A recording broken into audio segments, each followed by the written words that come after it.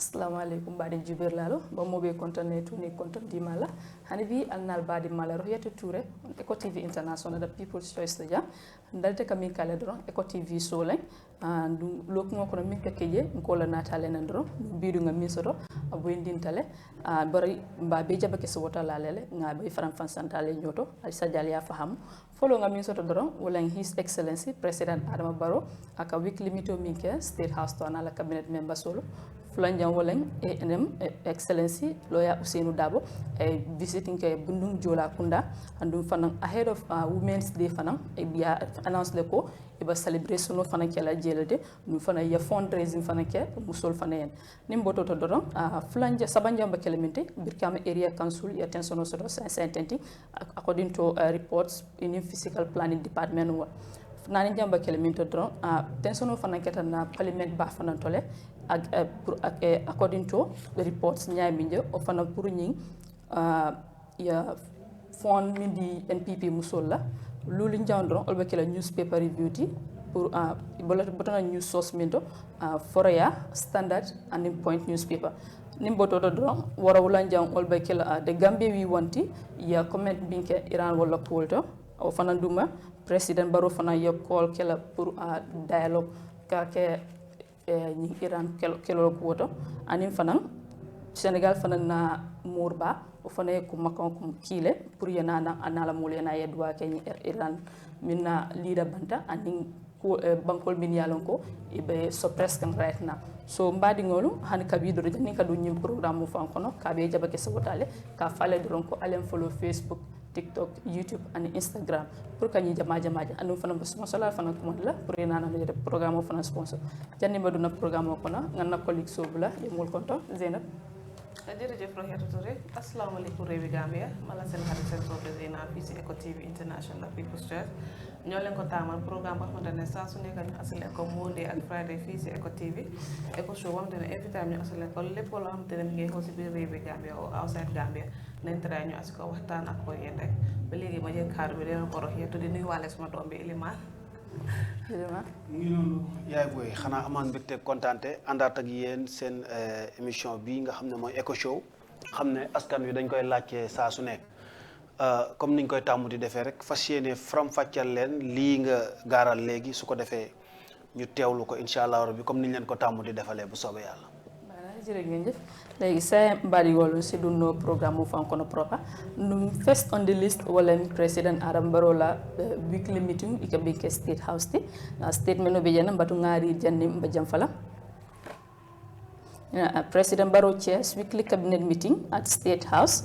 His Excellency Adama Barrow, President of the Republic of the Gambia, is currently presiding over the weekly cabinet meeting in State House, Banjul, a cornerstone of his administration's commitment to open, coordinated, and results-driven governance. In attendance, His Excellency the Vice President, the Chief of Staff to the President, Cabinet Ministers, the Secretary to Cabinet, Head of Civil Service. The weekly cabinet meeting reflects President Barrow's commitment to transparency, inclusive, and results-driven governance, ensuring that all arms of the executive work in harmony toward the shared vision of a prosperous Gambia for all. Madame comme aliam nyamedro Ilman Zainab ngeen ko déggé rek moy His Excellency President Adama Barrow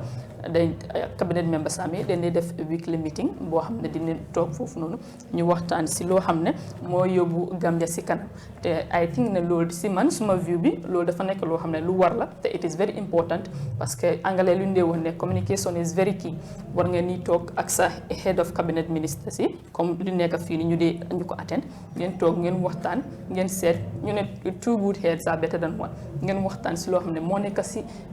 dëkk bi lu ko wara yobbu ci kanam te bu dé tamit problème mu ci dëkk ngeen seet ni ngeen ko solver so I think that one is very important and very good for him to do that with his people so Zainab bala ñew move mo bay nga comment Rohiyatu jërëjëf ci loolu and President Adama Barrow xana lu mu def noonu war na ko bëri def ci weer bi su dé two times sa war na ko bëri def benn xel du xel kon naa xeli mbooloo mooy xel nga war a ñëw gis Gambia fu mu nekk ne bëgg a développement bëgg nañ lu war a yóbbu suñu dëkk bi si kanam bëgg nañ ñoo gis Gambia si beneen level ndax man su ma sañoon Gambia waroon naa passé level buñ nekk nii war nañ koo gis si beneen level so moo tax ñu ne benn xel du xel so baax na every week mu toog ak gaayam yi seen ñoo war a yóbbu Gambia si kanam kon Iliman bëgg naa pour nga jàmm si ma nga jàmbaxal ma foofu tuuti rek. macha allah yaay.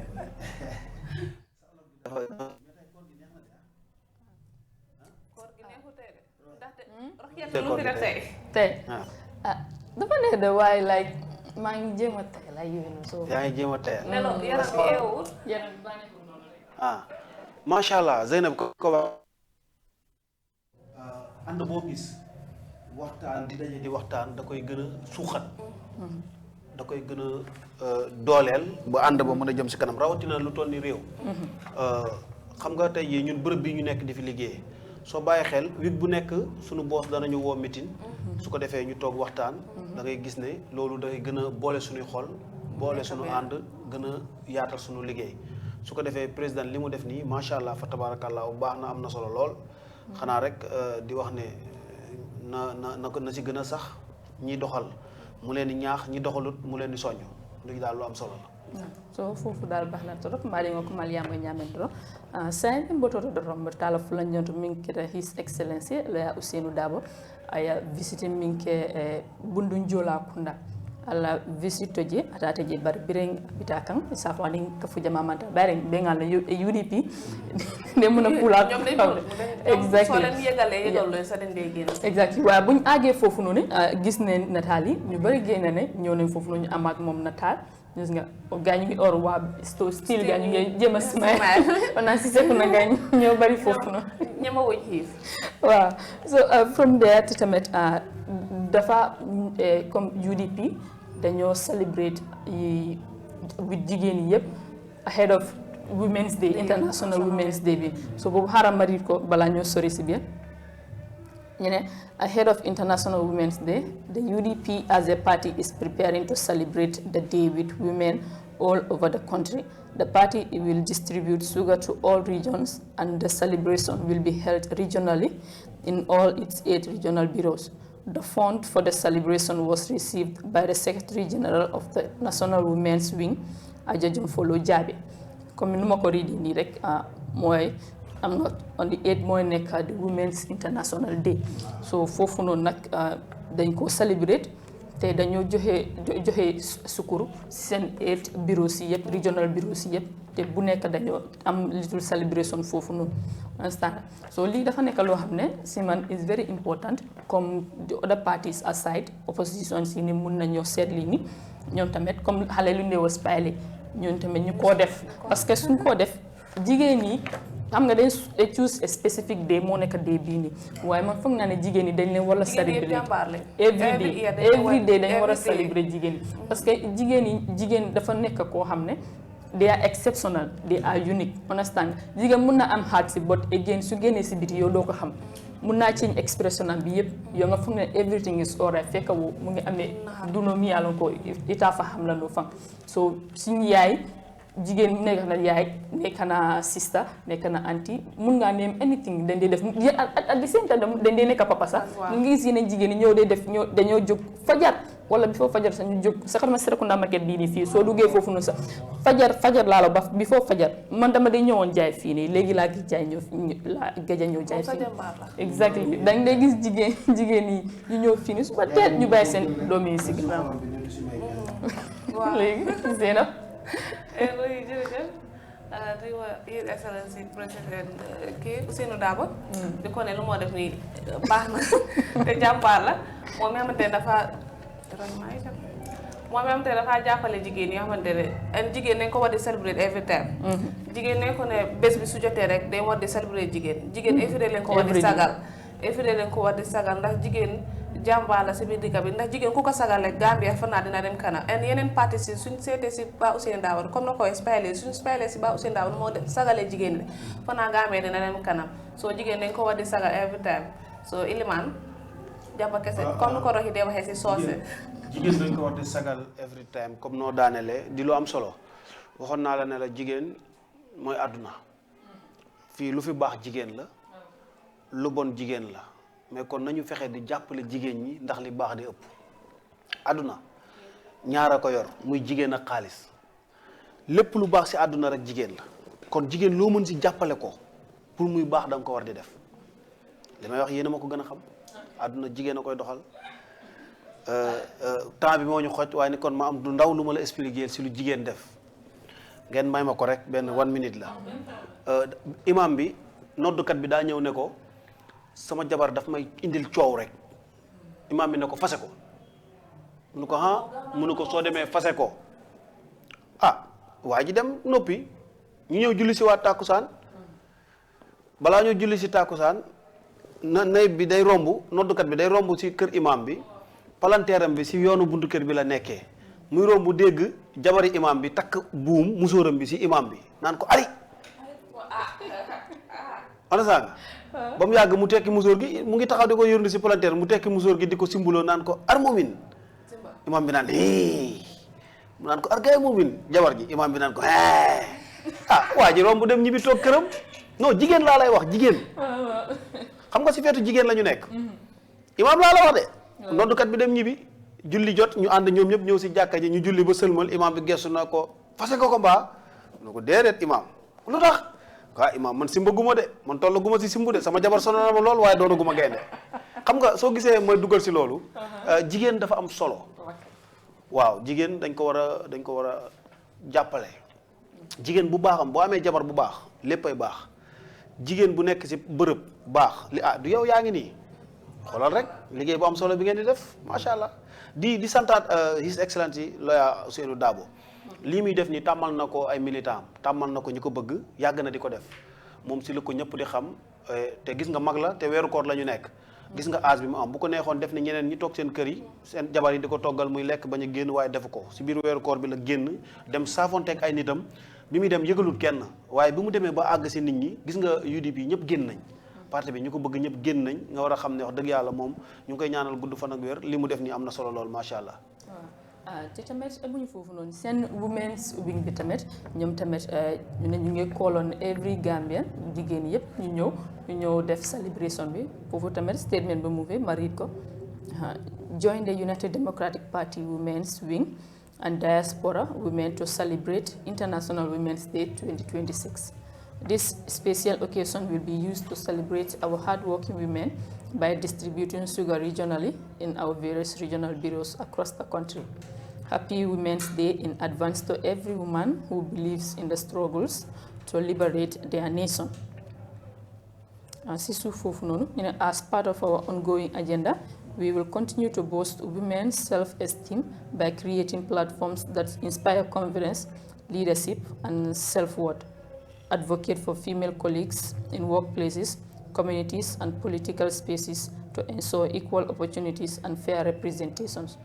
So yeneen ak yeneen mu si suuf waa juuto time lacking bi duy mën a read yëpp so foofu noonu tamit ñoom tamit ñu ngi kooloon ñëpp pour ñu ñëw ñu celebrate te dinañ joxe ay sukkur xam ngeen ne sukkur is essentiel si weeri koor bii nii so foofu daal dafa important te dañoo empower jigéen yi advocatal pour gars yi parce que dañ dee gis ne yeneen saay si liggéeyukaay ñu oppress jigéen yi foofu noonu wala ñu leen bëggee harass due to their vulnerability te loolu dégg na case yu different yu mel ni yooyu so dina nekk foofu noonu di advocate jigéen yi di may gaay confidence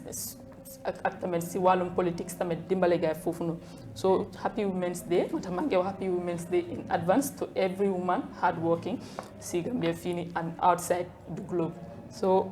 foofu noonu tamit is very important léegi ñu jógee foofu noonu rek ñu dem si beneen bi boo xam ne dafa tàng trop right now mu nekk Brikama Area Council tension am bi with the Department of Physical Planning bi so foofu noonu statement bi tamit mu ngi fii xaaral ma read ko balaa ñoo dem si kanam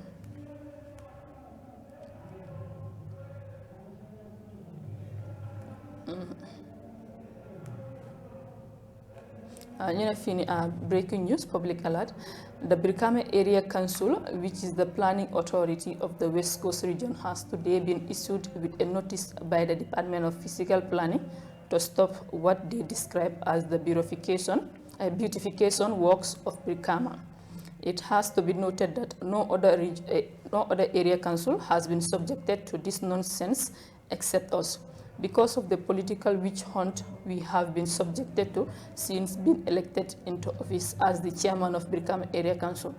Please note that we will not stop work and will continue work until what consequences destined for us. We are ready to die doing what we have sworn to do to develop our region. We will stand our ground and there will be no retreat or surrender to President Adama Barrow, his abuse of powers against our council. We will be on the ground waiting for them. So comme Brikama Area Council li nekk def ni physical planning wax neen gaay ne pour gaay ñu stop seen living bi work bi waa Brikama Area Council mu ne du back down moo tamit du stop léegi consequences bi mu ngi xaar boobu noonu mu fekk ko foofu noonu te mu ne since gaay ñu jël office bi dañ nekk di receive various abuse yi nii from the government so right now nekkuñ di back down so affaire bi daal noonu la ko di demee mu ngi tànga nag definitely ngi tànga te am nga government dafa am doole te moom tamit mu ngi baak boppam si wàllum constituency di mu yeen gis ñu ko display si screen bi moom lu génnee foofu noonu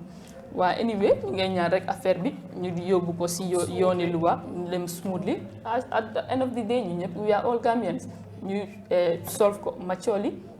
benn chaos bu mu am si biir dëkk bi te si weer ak rawatina si weer ko la nekk tamit so exactly so foofu noonu daal réew mi ñoo ko bokk waxtaan yàlla na fi jàmm am exactly waxtaan si la lépp xaj te incha allah bu ñu waxtaanee danañ am buntu bu soobee yàlla waaw léegi bu ñu jógee foofu noonu dara mooy bu ñu jógee foofu noonu dara man ak olof li ngay wax baax ok te tamit tensions dafa flare upon fii si parliament bi tamit foofu tamit case mu fa alors si about this 50 million about this 50 million bu ñu jox NPP women am nga boobu noonu tamit waxoon nañ ko fii nii te even if du ñun kese boobu bu depuis boobu mu génn rek affaire bi dafa cost chaos si dëkk bi foo dugg rek da nga fekk nit ñi di wax si boobu noonu so xaaral ma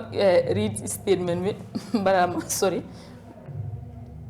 boobu bi te bii bos bi lii dafa bari torop waaw ba léegi ma try ñu ne tensions flared in the National Assembly on Wednesday as opposition makers sharply questioned Vice President Mohamed B.S. Jallow regarding the National People's Party NPP recent launch of a $50 million women enterprise fund, with critics raising alarms over potential misuse of influence in an election year. The session marked Vice President Jallow's first appearance before the Assembly in the 2026 legislative year, where he stood in for President Adama Barrow to address oral questions on national issues. What began as routine proceedings quickly escalated when National Assembly member NAM Yahya Sanyang of Latrikunda Sabiji zeroed in on the fund, which President Barrow launched in late January at the NPP headquarters. Sanyang demanded clarity on the source of the $50 million, approximately $750,000, pressing whether any public funds, state-owned enterprise or government resources had been used to support what he described as a partisan initiative benefiting women affiliated with the ruling NPP. léegi balaa ñoo dem si second phase bi fii ñu waxtaan fii nii tuuti rek waaw so comme ki si lifin bi parlement bi luñ dee def normal gaa ñu ñëw ñu waxtaan si certain cases so bii tamit is not something loo xam ne si ñëw si $50 million bii nii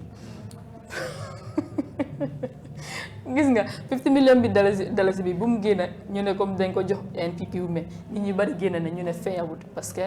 as a president warloo jël xaalis rek nga jox ko ñoo xam ne nga ne ñoom ñoo nekk sa parti bi exactly specifically for your party so foofu noonu daal cause na case léegi kii si parliament members yi si kuñ neem fii nii Sanyang mu ngi demand lifin bi source bi dañ bëgg a clarity affaire bi mun a set Barrow bëggul leen dem waaw affaire bi set xaalis bi fa la jógee ndax state owned xaalis la si government bi foofu la jógee wala nañ clarify everything te loolu is normal as citizens concerned citizens government mu génnee façon xaalis bi ni jox ko party member sami so it is you have every right to me to ask fa la xaalis bi jógee parce que nit ñi dañ dee fay tax understand so foofu noonu I don't think there is any problem so in response to that VP Jallow in response bi xaaral ma ko ngeen dégg ko in response the vice president referred the electoral compliance aspect to the Independent Electoral Commission, IEC, as stated in my response earlier. The enterprise fund of the National People's Party is purely a party's affair, and any matter relating to a political party's conduct in relation to the Election Act should be referred to the Independent Electoral Commission, he said. Jallo added that he was unaware of any state resources, such as government vehicles or civil service personnel, being utilized in the fund's planning or execution. The fund unveiled in January as a landmark effort to provide interest-free loans and support to NPP-affiliated women groups has drawn mixed reactions since its launch. Supporters hail it as a step toward economic empowerment, while critics argue it risks politicizing aid and unfairly favors one party amid preparations for the 2026-2027 electoral cycle.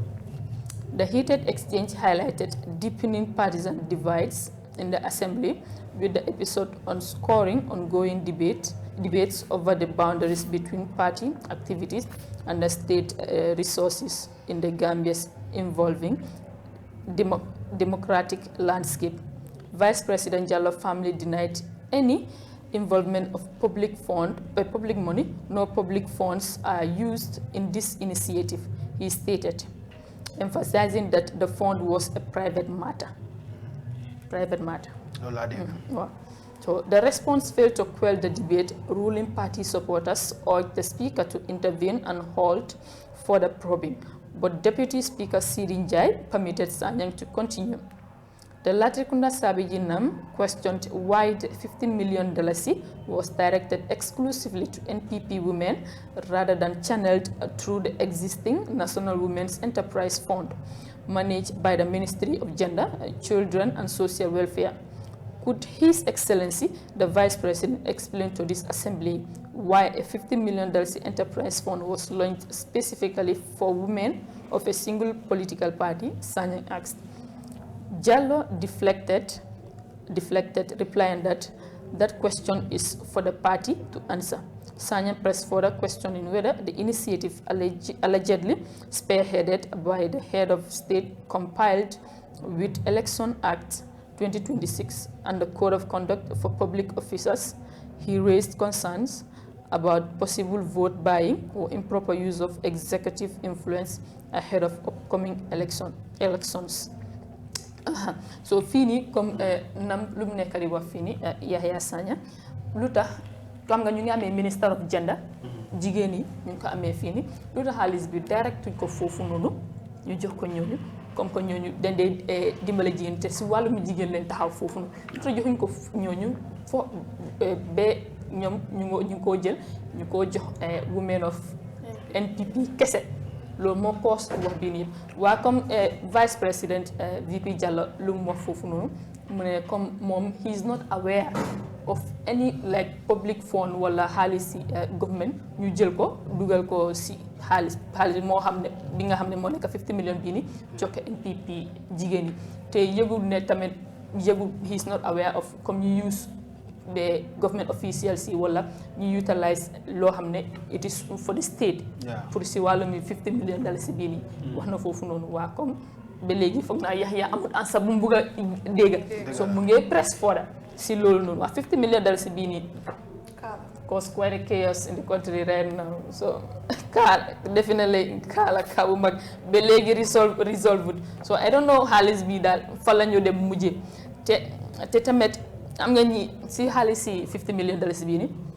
3 different things mu wax foofu noonu kii mu ngi wax source si xaalis bi fii la jógee kii nee na xaalis bi fii la jógee kii nee na xaalis bi fii la jógee léegi ban moo nekk ban mooy dégg bi exactly waaw fu munti jógee rek fu munti jógee rek président am na raayatu dimbale ay jigéenam waaye naka la leen war a dimbale loolu question la xam nga débatoon nañ fi mën a leen man benn question laa am question maag laa si defoon waaye ba léegi aw ma ansa man sax mooy dama laajte woon ne ndax réew mi jigéeni MPP rek ñoo fi nekk waaw kon lan lañ war a def suñu waree dimbale jigéeni Gambien yi fan lañ ko war a yóbbu ñooñu distribuer ko kenn ku nekk li nga war a jot nga jot ko président am na raayatu dimbale ay jigéeni parteem waaye naka la leen war a dimbale loolu tamit beneen liggéey la moom daal doy na waar réew mi daal nañ ko bokk. waaw kenn ku ci nekk fii du leen ni kenn. lépp yi ñëpp la du leen ni kenn du ne ku ne gis. noonu la ko wala fa. So from there dañoo move to newspapers yi newspaper bu jógee Foroyaa Standard and Point newspaper ba fu ñoo jógee commencé rek dégg nga fu ñoo jógee fu ñoo commencé rek mooy def yow bu ree parce que maa la gën a dégg wala. yaa ko tane kay. waaw kay fu ñoo commencé rek mooy Foroyaa newspaper. Brusubi court to deliver judgment in alleged homosexuality case next week. Security forces destroy 60 cannabis farms in Jinak Island crackdown. Lawmakers moves motion to reaffirm parliament support for one China policy in Gambia. Women's Enterprise Fund disbursed $80 million to 800 groups as minister clarifies it is separate from NPP Women's Fund. National Assembly adopts report on prerogative of Mercy Bill. How China sets stage for strong start to its next 5-year plan opens global opportunities. Boy arraigned in Brikama court for alleged threatening murder with knife. Madingol ñene in the Foroyaa newspaper di Fulanja Ondro and the Standard newspaper di. Assembly reaffirms one China policy opposes Taiwanese independence. President calls for de-escalation in Middle East. DLEAG says 60 cannabis fields destroyed in Jinak. Center petitions NA to craft bill for use of national languages in parliament. Woman accused of matricide claims amnesia. Peter Obi to arrive in Gambia this weekend for Refela meeting. MRC unit, Gambia unit to get new director next month. Community leader Sose Koli hails Modu Turo Dabo's philanthropy. Badingo in the Standard newspaper. Sabanjo on the final one, at the Point newspaper. We'll continue to woman charged with matricide pleads not guilty. Assembly questions Lands Minister over Kamalo report gaps and shifting timelines. Jinak Island raids deal blow to illegal cannabis raid. Pipeline Mosque Committee donates bed seats worth over 600,000 to Gambia's hospitals. Now moves motion to reaffirm Gambia's one China policy. Grievance redress is a core pillar of good governance. Government plans in electrify Jinak. Government plans to electrify Jinak provide other socio-economic opportunities. Gach Global's lawsuit. Businessman testifies handing over money to former GAM petroleum boss in Louis Vuitton bags. GRA revenue soars from $6 billion in 2016 to $25.3 billion in 2025 CG dal. Madingol ñinen the Point newspaper di biir newspaper nga ñina sotalia ñu keta Foroyaa Standard and then the Point newspaper. Sa nimboto to dorong binal nang the Gambia we want program moto ya comment minke irando but nga video pilale follow aliala moy janimba comment laje. The final thing, and we're going to be very brief because we are out of time. The final issue is the U.S.-Israel-Iran war. Wars tend to disrupt supply chains. And 2 days into this war, the supply chain is already under strain. Fuel prices have increased in some places. Gas prices have increased in some places. I think Qatar is the world's biggest producer of liquefied natural gas. They have stopped production. Saudi Arabia's biggest refinery has been shut down. The Straits of Hormuz is under strain because Iran is hell-bent on closing it. That means that the world economy is going to be choked with shortages of all kinds. When the supply chain is disrupted at that level, it tends to trickle down to such things as the price of fuel at the pump, the price of cooking gas, the price of rice, oil, and all of those things that you import and do not produce in your country. So we should brace for some disruptions. What countries have done is to plan properly and put stocks in place for the country to survive minimum 3 months when such disruptions occur. The issue is whether the Gambia is actually stockpiling fuel to ride out this conflict, B, whether we have enough of our rice, onions, potatoes, cooking oil, and all of those things that we bring outside for the survival of Gambians, whether there is a buffer stock for all of that. I think the right economic term is creating buffer stocks for commodities that have an impact, immediate impact on the lives of people in the event that the supply chain is disrupted. The supply chain is going to be continuing to be disrupted, and we are going to face shortages. And when those shortages happen, this is why governments like us who do not plan tend to just see prices spiral exponentially. So Gambians should expect that scenario to play out. Even if the war ended just now, it may take more than 2 weeks to 3 weeks for the supply chain to come back to normal. And in the meantime, we are at the mercy of those who are fighting that war remotely from us. Lamin. Thank you, Larry, and that's exactly right. If the war were to end today, we will live with these consequences for some time. Yeah, because a few things need to be clear to the Gambians. Any government that is in charge of a country is supposed to plan ahead and make sure that we have in place buffer and strategic stocks that will help us cushion any external shocks. And these external shocks are going to be here for a while because okay, Baden Juber la ko mali aji nyamendro eba diam kan ko lami yalon ko Iran ning Israel US la ning kelo mi makirin sai tente just like before bring Ukraine ning Russia la kelo keda bum happen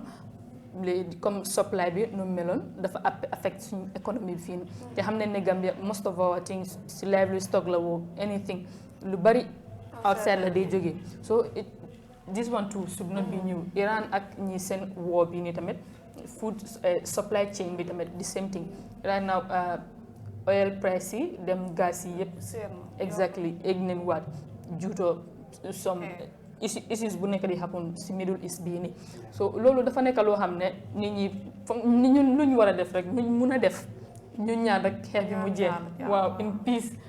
mu jeex dana yàlla tuur ndox bu sedda si woo bii nii foofu noonu ak foo xam ne tamit nekkul Iran kese foo xam ne tamit woo mu fa yàlla mu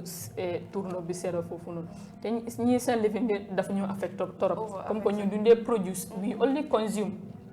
98% ñu dañ dee consume so lii moo tax si country dafa baax trop pour ngeen dee produce nga gis façon bii nu sàkku nii rek da ngeen ni mën a dimbale seen boppa waaw soo leen dee yéen consume rek mel ni marché Dabo yaak Cissé dafa nekk problème façon yi si xàkku nii waat waa ñu ñaan yàlla rek mu tuur ndox bu sedda foofu noonu so ñoom gars lu nekk di wax rek is very important te tamit His Excellency President Adama Barrow moo tamit dafa call for restraint and peaceful resolution in the Middle East moo tamit foofu noonu comme Gambia is known for peace moo tamit foofu noonu dafa call for restraint and peaceful resolution amidst the rising tension in the Middle East involving the United States of America and the State of Israel against the Islamic Republic of Iran,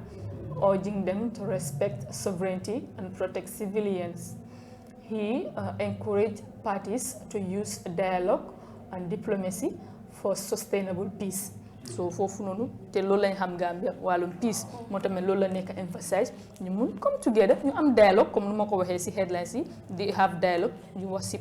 peacefully pour xeex bi mën a jeex daal parce que xeex bi su jeexutee lu mu nekk di demee dafa gën a escalator rek dafa gën a escalator yeah te from there tamit seex bi tamit moo tamit statement am bi xaal ma read ko ñu ne in June 1989 when Imam Ruhullah Khomeini of Iran passed away, the then Imam of Touba and Khalif, Sheikh Abdul Qadir Mbake, called upon the congregation at the following Juma prayer to pray for our friend Imam Khomeini of Iran. Yesterday, the current Khalifa of Touba, Sheikh Muntaha Mbake Bala Aisha Buri,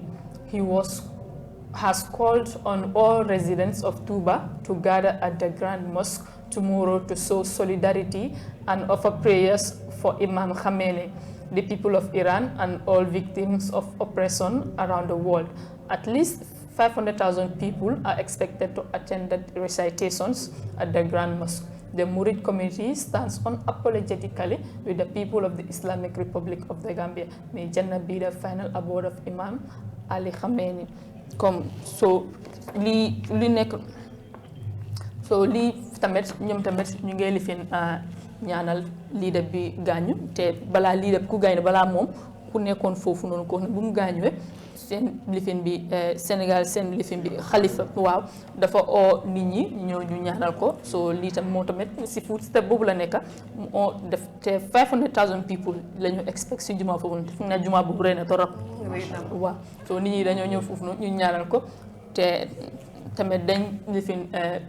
they are unapologetically standing with the people of Iran comme gaañ ñoom ñu ngi support Iran taxaw ak Iran foofu noonu. waaw lii dafa am solo li sëñ Muntaxa def nii sëñ Abdou Khadir defoon na ko si jamono boobu jamono bii sëñ Muntaxa Bachiru Mbàkke moo fa nekk yal na yàlla guddal fanam may ko wér lii mu def nii di lu am solo jullit loolu li nga mën mooy ñaanal sa moromu jullit bu wàccee génnee àdduna ndax kullu nafsin zaa'iqatul mawti la yàlla wax. waaye li si des rek mooy sa moromu jullit yi des ñaanal la yàlla njéggal su ko defee li mu def nii lu am solo la bu baax a baax macha allah waaw. mooy xeex bi yal na ko yàlla jeexal si jaam ndaxte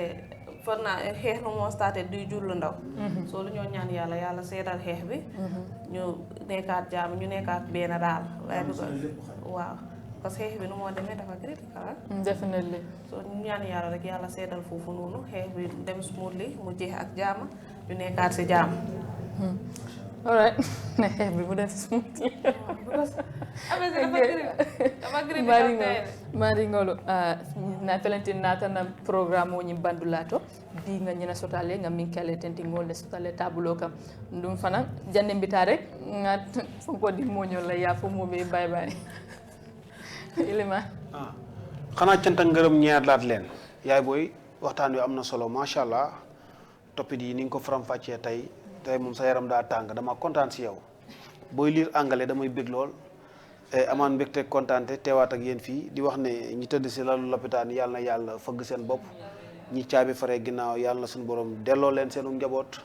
ñi am aajo bu mënta faju it ñu ngi ñaan si barke weeru koor bi yàlla na seen aajo faju di wax ne kontaan nañ xanaa di leen jox dig daje ba beneen yoon. jërëjëf lii leen amal Eco TV International People's Choice programme moo xamante ne saa su nekk ñu amal leen ko fii Eco TV International te Friday waat inshallah ok mbaɗi jubirlalo ka fale dronko ala barka bake ɗum fana alkanañina alyen follow Facebook TikTok ani YouTube alkanañina fannande min ba programme o mba sponsor la yenana do bari programme na sponsor o fana kaso symbole bake alla favorite TV station la Eco TV International People's Choice ala barka bake fatana inshallah